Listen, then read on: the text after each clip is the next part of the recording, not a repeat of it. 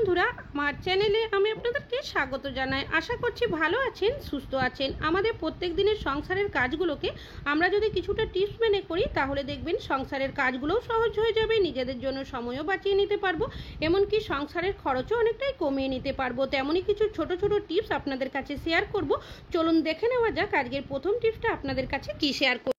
এখানে নিয়েছি একটা পাত্র, এর মধ্যে দিয়ে দিচ্ছি হাফ চামচের মতো বেকিং সোডা, আর নিয়ে নিয়েছি এখানে আমি কোলগেট। আপনারা যে কোনো সাদা ধরনের টুথপেস্ট এখানে নিতে পারেন। একবার ব্যবহার করার মতো কোলগেট আমি এর মধ্যে দিয়ে দিয়েছি। এবার এখানে দিয়ে দেব আমি 1 চামচের মতো জল। তারপর খুব ভালোভাবে তিনটে উপকরণকে মিশিয়ে নেব। দেখতেই পাচ্ছেন খুব ভালোভাবে কিন্তু এটাকে মিশিয়ে নেওয়া হয়েও গেছে। এই মিশ্রণটা আপনারা কি কাজে ব্যবহার করবেন চলুন দেখে নেওয়া যাক। তো আমি এখানে নিয়েছি একটা জলের বোতল। এই ধরনের বোতল কিন্তু কম বেশি আমাদের অনেকেরই বাড়িতে থাকে, তাছাড়াও অনেকেরই বাড়িতে ফ্লাস্কও থাকে। তবে এই ধরনের যে বোতল হোক কি ফ্লাস্ক, আমরা দেখবেন যদি বেশ কিছুদিন ভালোভাবে পরিষ্কার না করি ভেতর থেকে একটা বাজে স্মেল বেরোতে থাকে। তাছাড়াও অনেকেই আমরা এই ধরনের বোতলগুলো কি করি, যে ব্রাশ পাওয়া যায় ব্রাশ দিয়েই কিন্তু পরিষ্কার করি। তবে অনেকেরই কাছে কিন্তু ব্রাশ থাকে না, আর হাত দিয়ে আমরা কিন্তু এই বোতলটাকে পরিষ্কারও করতে পারবো না। সেক্ষেত্রে অনেকটাই অসুবিধা হয় আমাদের এই ধরনের বোতল বা ফ্লাস্ক পরিষ্কার করতে। তো আপনারা কি করবেন, নিয়ে নেবেন একটা এই ধরনের খুন্তি বা হাতা। এবার নিয়ে নিয়েছি এখানে আমি একটা স্ক্রাবারটাকে কি করব, এই যে খুন্তির যে হ্যান্ডেলটা রয়েছে তার মধ্যে প্রথমে এইভাবে করে একটু মুড়িয়ে দেব, যাতে করে স্ক্রাবারটা খুলে না যায়, যার কারণে একটা রাবার ব্যান্ড দিয়ে পেঁচিয়ে দেব। তো এইভাবে খুন্তি ব্যবহার করার একটাই কারণ, আমাদের যাদের কাছে ব্রাশ নেই তাদের কিন্তু কাজটি করতে সুবিধা হবে। তো যে মিশ্রণটা আমি বানিয়ে রেখেছিলাম সেটা নিয়ে নেব। অনেকে আমরা ভিমবার সাবান বা ভিম লিকুইড দিয়ে এই ধরনের বোতল বা ফ্লাস্ক পরিষ্কার করে থাকি। সেক্ষেত্রে দেখবেন ভিমবার সাবান বা যে ভিমবার লিকুইড ব্যবহার করি তার স্মেল কিন্তু বোতল বা ফ্লাস্কের মধ্যে থেকে যায়। আমরা যদি এইভাবে করে একটা মিশ্রণ বানিয়ে পরিষ্কার করে নিই সেক্ষেত্রে দেখবেন আমাদের বোতলের ভেতরটা তো পরিষ্কার হবে, এমনকি জীবাণুমুক্ত হয়ে যাবে। কেন কি এখানে আমি বেকিং সোডা এমনকি টুথপেস্টের ব্যবহার করেছি। তো এইভাবে করে আমি খুন্তির সাহায্যে খুব ভালোভাবে বোতলটার ভেতরটা পরিষ্কার করে নিয়েছি। এবার যে স্ক্রাবারটা খুন্তির মধ্যে পেঁচিয়ে দিয়েছিলাম সেটা খুলেই আমি এই বোতলের বাইরেটাও একটু ঘষে নিচ্ছি, তারপর পরিষ্কার জল দিয়ে ধুয়ে আপনাদেরকে দেখিয়ে দিচ্ছি। তাহলে বন্ধুরা আশা করছি আপনাদের এই টিপসটি অনেক বেশি কাজে আসবে। ভালো লাগলে লাইক করবেন। এখন চলে যাচ্ছি পরবর্তী টিপসে। আমি এখানে নিয়েছি একটা ঘিয়ের বোতল। ঘি আমরা কম বেশি কিন্তু অনেকেই খেয়ে থাকি, তবে অনেক সময় দেখা যায় কোনো কারণে যদি ঘিটা ব্যবহার করা না হয়ে থাকে সেক্ষেত্রে দেখা যায় ঘি কিন্তু অনেক দিন থেকে যায়। তখন এক্সপায়ারি ডেটটা থাকলেও কিন্তু ঘিয়ের যে একটা গন্ধ থাকে সেটা দেখবেন চলে যায়। তবে আপনারা যখনই বাড়িতে ঘি নিয়ে আসবেন এমন কিভাবে রাখবেন যাতে করে ঘিয়ের গন্ধটা খুব সহজে চলে যাবে না। আমি এখানে নিয়েছি দুটো লবঙ্গ। তো লবঙ্গ দুটো এইভাবে করে ঘিয়ের মধ্যে রেখে দিলাম। এইভাবে যদি আপনারা লবঙ্গ দিয়ে রাখেন সেক্ষেত্রে ঘিয়ের যে একটা গন্ধ থাকে সেটা খুব সহজে চলে যাবে না। ভালো লাগলে লাইক করবেন। এখন চলে যাচ্ছি পরবর্তী টিপসে। নিয়েছি জামা কাপড় মেলার ক্লিপ। এই ধরনের ক্লিপ কিন্তু আমরা প্রত্যেকেই কম বেশি জামা কাপড় মেলার জন্য ব্যবহার করে থাকি। তবে আজ কিন্তু জামা কাপড় মেলার জন্য না, অন্য কাজে ব্যবহার করব। তো কি কাজে আপনারা এই ক্লিপগুলো আর ব্যবহার করতে পারেন চলুন দেখে নেওয়া যাক। আমরা কম বেশি অনেকেই বাড়িতে কিন্তু এই ধরনের হ্যান্ড ওয়াশ ব্যবহার করি। যখন আমরা হ্যান্ড ওয়াশগুলো হাতে বের করে এভাবে নিতে যাই সেক্ষেত্রে অনেক সময় কি হয়, আমরা অনেক জোরে চাপ দিয়ে দিই, যার কারণে অনেকটাই হ্যান্ড ওয়াশ বেরিয়ে যায়। আর যাদের বাড়িতে ছোট বাচ্চারা থাকে তারা দেখবেন দুষ্টুমি করে অনেক সময় কিন্তু এই হ্যান্ড ওয়াশের বোতলটা চাপ দিতে থাকে। তো আপনারা কি করবেন, নিয়ে নেবেন এই ধরনের ক্লিপ। এবার ক্লিপটাকে কি করবেন, হ্যান্ড ওয়াশের এই মুখের এই জায়গার মধ্যে যদি এভাবে লাগিয়ে দেন, তারপর যদি আপনারা এখান থেকে হ্যান্ড ওয়াশ বের করেন সেক্ষেত্রে দেখবেন যতই আপনারা জোরে চাপ দেন না কেন খুব বেশি কিন্তু হ্যান্ড ওয়াশ বেরোবে না, একদম সামান্য পরিমাণেরই বেরোবে। তাছাড়াও যাদের বাড়িতে ছোট বাচ্চারা থাকে তাদের ক্ষেত্রেও কিন্তু দেখবেন অনেকটাই সুবিধা হবে। আশা করছি আপনাদের এই টিপসটিও অনেক বেশি কাজে আসবে। ভালো লাগলে লাইক করবেন। এখন চলে যাচ্ছি পরবর্তী টিপসে। একটা শ্যাম্পুর প্যাকেট। আমরা অনেকেই কিন্তু এই ধরনের শ্যাম্পু ব্যবহার করে থাকি, তবে কোনো কারণে যদি বেশ কিছুটা শ্যাম্পু থেকে যায়, পুরোটা ব্যবহার করা না হয়, সেক্ষেত্রে আমরা এই শ্যাম্পুর প্যাকেটটাকে ওয়াশরুমের মধ্যে হোক বা অন্যান্য কোনো জায়গার মধ্যে যদি রেখে দিই সেক্ষেত্রে দেখবেন এইভাবে কিন্তু শ্যাম্পুর প্যাকেটটা পড়ে যায়, যার কারণে কি হয় বেশ কিছুটা শ্যাম্পু কিন্তু কাটা অংশ থেকে বেরিয়ে যায়, তখন শ্যাম্পুটা নষ্ট হয়ে যায়।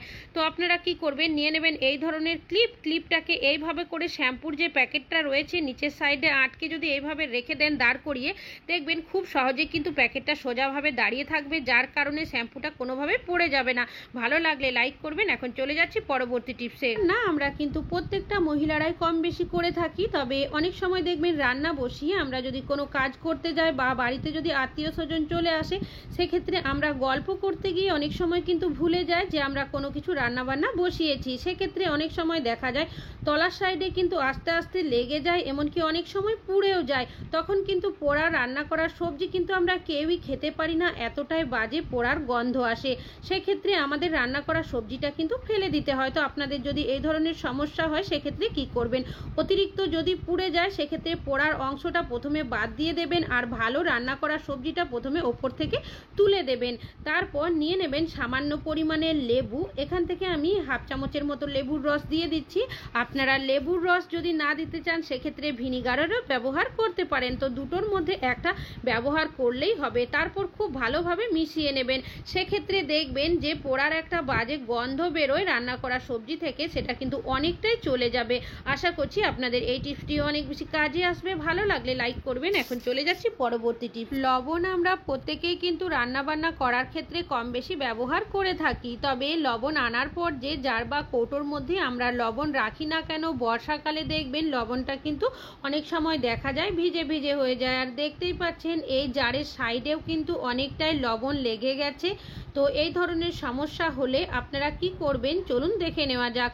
গ্যাসের মধ্যে একটা কড়াই গরম করতে বসিয়ে দিচ্ছি, গ্যাসের ফ্লেমটাকে একদম লোতে রেখেছি, আর এর মধ্যে দিয়ে দিচ্ছি আমি লবণটা। এবার কিছু সেকেন্ড আমি একটা খুন্তির সাহায্যে এই লবণটাকে একটু নাড়াচাড়া করে নেব। কিছু সেকেন্ড নাড়াচাড়া করার পরই দেখতে পাবেন যে লবণটা ভিজে ভাব ছিল সেটা কিন্তু অনেকটাই টেনে নিয়েছে, আর লবণটা একদমই ঝরঝরে হয়ে গেছে। আর দেখতেই পাচ্ছেন বন্ধুরা আপনারা লবণটা আগে কীরকম ছিল আর এখন কতটা ঝরঝরে হয়েছে। এবার গ্যাসের ফ্লেমটাকে বন্ধ করে আরও কিছু সেকেন্ড আপনারা একটু নেড়ে নেবেন যাতে করে লবণটা একটু ঠান্ডা হয়ে যায়।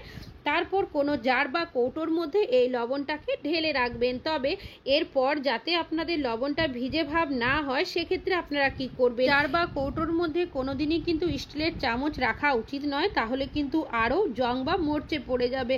আপনারা চেষ্টা করবেন প্লাস্টিক বা কাঠের চামচ রাখার। তবে যদি কাঠের চামচ রাখেন সেক্ষেত্রে অনেকটাই সুবিধা হবে, যদি ভিজে ভাব এসেও থাকে সেটা অ্যাবজর্ব করে নেবে। ভালো লাগলে লাইক করবেন। এখন চলে যাচ্ছি পরবর্তীটি। এখানে নিয়েছি বেশ কিছুটা কলা। কলা আমাদের কম বেশি কিন্তু অনেকেরই বাড়িতে নিয়ে আসা হয়ে থাকে, আমরা অনেকেই বাচ্চাদেরকে কলা খাইয়ে থাকি। তবে এই কলা অনেক সময় দেখবেন পাকানোর জন্য নানা ধরনের কেমিক্যাল বা কার্বাইড দিয়ে কিন্তু পাকানো হয়। সেক্ষেত্রে এই কলা খেয়ে আমাদের উপকারের বদলে কিন্তু অপকারী বেশি হয়। তো আপনারা যখনই কলা বাজার থেকে নিয়ে আসবেন এমন কিভাবে খাবেন যাতে করে যদি কোনো কেমিক্যাল বা কার্বাইড দেওয়া থাকে সেটা খুব সহজেই চলে যায়। তো এখানে নিয়েছি একটা পাত্র, তার মধ্যে নিয়েছি বেশ কিছুটা পরিমাণের জল। এখন আমি এর মধ্যে দিয়ে দিচ্ছি সামান্য পরিমাণের লবণ। লবণটাকে জলের মধ্যে খুব ভালোভাবে আমি মিশিয়ে দেব। এবার যে কলাগুলো আমি রেখেছি সাইডে সেইগুলো এই জলের মধ্যে এইভাবে করে ডুবিয়ে রেখে দেব আমি 2 থেকে 3 মিনিটের জন্য। ফিরে আসছি 2 মিনিট পর। লবণ জলে কলাটা রাখার কারণে আমাদের যদি কোনো রকমের কেমিক্যাল বা কার্বাইড দেওয়া থাকে সেটা দেখবেন খুব সহজেই চলে যাবে। আর এই কলা যদি আপনাদের বাচ্চাদের খাওয়ান তাহলে কিন্তু আর কোনো রকমের স্বাস্থ্যের ক্ষতি হবে না। আশা করছি আপনাদের এই টিপসটিও অনেক বেশি কাজে আসবে। ভালো লাগলে লাইক করবেন। এখন চলে যাচ্ছি পরবর্তীটি। বেশ কিছুটা কুমড়ো, শীত গ্রীষ্ম বর্ষা যে সময়ই হোক না কেন আমরা কুমড়ো কিন্তু প্রায় প্রত্যেকেই কম বেশি বাড়িতে নিয়ে আসি। তবে অনেক সময় দেখা যায় পুরো কুমড়োটা আমাদের রান্না করা হয় না, বেশ কিছুটা যদি থেকে যায় সেটা ফ্রিজে বা ফ্রিজের বাইরে যেখানেই রাখি না কেন কুমড়ো দেখা যায় খুব তাড়াতাড়ি কিন্তু পচে যায়। বিশেষ করে এখন যেহেতু বর্ষার সময় এখন তো আরোই তাড়াতাড়ির মধ্যে কুমড়ো পচে যেতে শুরু করে। তো আপনারা কি করবেন, যদি পচে যায় পচার অংশটা প্রথমে এইভাবে ছুরি বা বটির সাহায্যে কেটে বাদ দিয়ে দেবেন। আর দেখতেই পাচ্ছেন বন্ধুরা কুমড়োর সাইডে যতটা অংশ পচে গেছিলো আমি কিন্তু এইভাবে করে কেটে বাদ দিয়ে দিয়েছি। এবার কুমড়োটা আপনারা কিভাবে রাখবেন, আমি হাতের মধ্যে সামান্য পরিমাণে সরিষার তেল নিয়েছি। এবার কুমড়োর যে কাটা অংশগুলো রয়েছে তার মধ্যে খুব ভালোভাবে তেলটাকে আমি মাখিয়ে নেব যাতে করে তেলের একটা আস্তরণ হয়ে যায়। অনেকেই কাটা কুমড়ো বা কাটা সবজি রাখার জন্য দেখবেন ফয়েল পেপারের ব্যবহার করে থাকে, তবে সবার কাছে সবসময় কিন্তু ফয়েল পেপার থাকে না। তাছাড়াও ফয়েল পেপার কিনতেও কিন্তু অনেকটাই টাকা খরচ হয়। তো আপনারা ফয়েল পেপারে মুড়িয়ে না রেখে কি করবেন, নিয়ে নেবেন নর্মাল যে পেপার হয় সেই পেপারটা দিয়ে মুড়িয়ে দেবেন। তারপর একটা প্লাস্টিক নিয়ে নেবেন। এবার এইভাবে করে প্লাস্টিকের মধ্যে যদি আপনারা রেখে দেন ফ্রিজে বা ফ্রিজের বাইরে যেখানেই রাখেন না কেন, কুমড়োর মধ্যে যদি কোনো জলজলে বা ভিজে ভাব চলে আসে সেটা পেপার খুব সহজেই অ্যাবজর্ব করে নেবে। তাছাড়াও যেহেতু আমরা তেল খুব ভালোভাবে একটু মাখিয়ে নিয়েছি, যার কারণে খুব সহজে পচে যাবে না। ভালো লাগলে লাইক করবেন। আমি চলে যাচ্ছি পরবর্তী প্লাস্টিক বা পলিথিন। এই ধরনের প্লাস্টিক বা পলিথিন কম বেশি আমাদের প্রত্যেকেরই বাড়িতে থাকে। যখন কোনো কিছু জিনিসপত্র নিয়ে আসা হয়ে থাকে তার সাথে কিন্তু আমরা এই প্লাস্টিকগুলো পেয়ে থাকি। তবে এই প্লাস্টিক আপনারা কি কাজে ব্যবহার করবেন সেটাই শেয়ার করব। তো প্লাস্টিকটাকে প্রথমে জল দিয়ে আমি ধুয়ে নিয়েছি, তারপর একটা শুকনো কাপড় দিয়ে পুছে নিয়েছি। প্লাস্টিকের যে হ্যান্ডেলটা রয়েছে কাঁচির সাহায্যে প্রথমে আমি এইভাবে কেটে নিয়েছি, তারপর প্লাস্টিকের যে পিছনের সাইডটা রয়েছে সেটাও কিন্তু কেটে দিয়েছি। এবার এই প্লাস্টিকের সাইডের দুটো অংশকেও কেটে আমি দুটো টুকরো করে নেব। একইভাবে আরও একটা প্লাস্টিক আমি এইভাবে দুটো টুকরো করে তারপর আপনাদেরকে দেখিয়ে দিচ্ছি। আর দেখতেই পাচ্ছেন বন্ধুরা, এখন কিন্তু প্লাস্টিকের 4টে টুকরো হয়ে গেছে। এবার এই প্লাস্টিকের 4টে টুকরো আপনারা কি কাজে ব্যবহার করবেন সেটা শেয়ার করব। তো প্রথমে একটা প্লাস্টিকের টুকরো আমি এখানে নিয়ে নিচ্ছি আর বাকিগুলো সাইডে করে দিচ্ছি। রুটি আমরা প্রত্যেকে কিন্তু কম বেশি বাড়িতে বানিয়ে থাকি, তবে এখন দেখবেন অনেকেই চাকরির সূত্রে হোক কি পড়াশুনোর সূত্রে তারা বাইরে থাকে, তাদের পক্ষে কিন্তু রুটি করার জন্য এত কিছু সরঞ্জাম রাখা সম্ভব হয় না, যার কারণে তারা কিন্তু বাজারের দোকান থেকে কিন্তু রুটি কিনে খায়। তবে বাইরের জিনিস বারবার কিনে খাওয়াও কিন্তু উচিত নয়। তো আপনারা বেলন চাকি ছাড়াই কিভাবে রুটি বানিয়ে নেবেন, প্রথমে আমি এখানে আটার লেচি নিয়ে নেবেন, তার মধ্যে কিছুটা আটা মাখিয়ে প্লাস্টিকের ওপরে দিয়ে দেবেন। ওপর থেকে একটা প্লাস্টিক দিয়ে তারপর আরও একটা আটার লেচি নিয়ে কিছুটা আটা মাখিয়ে এইভাবে করে প্লাস্টিকের ওপরে একটু চাপ দিয়ে দেবেন। ঠিক একইভাবে আরও একটা প্লাস্টিক আমি এর মধ্যে দিয়ে দেব, নিয়ে নেব আরও একটা আটার লেচি, কিছুটা আটা মাখিয়ে এইভাবে করে দিয়ে দেব। এবার সবার ওপরে কিন্তু একটা প্লাস্টিক দিতে হবে। আমি এখানে 3টে লেচি দিয়েছি, আপনারা এর জায়গায় 4টে বা 5টার লেচিও কিন্তু দিতে পারেন। এবার নিয়ে নিয়েছি এখানে আমি একটা প্লেট, আপনারা থালারও ব্যবহার করতে পারেন। দুটো হাত চাপ দিয়ে এইভাবে করে কিন্তু আপনারা কিছুক্ষণ ঘুরিয়ে নেবেন। এইভাবে যখনই আপনারা ঘোরাতে থাকবেন সেক্ষেত্রে দেখবেন খুব ভালোভাবে কিন্তু রুটিগুলো হয়ে যাবে।